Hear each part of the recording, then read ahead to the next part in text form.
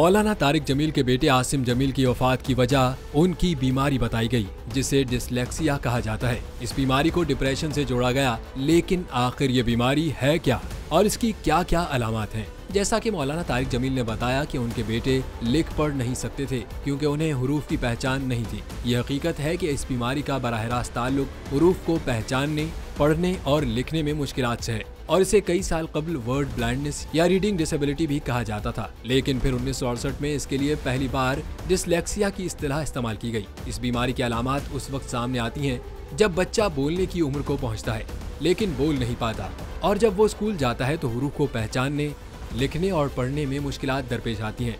और अक्सर वालिदैन ये भी जाने बगैर कि बच्चा इस बीमारी में मुब्तला है, उन्हें कम अक्ल और नालायक समझकर पढ़ न पाने पर उन्हें डांटते दिखाई देते हैं।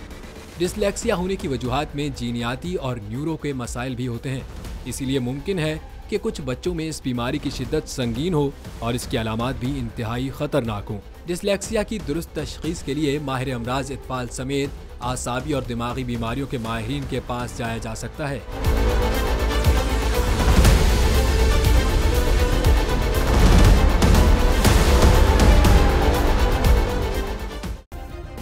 सब्सक्राइब करें और बेल दबाएं ताकि कोई खबर रह न जाए।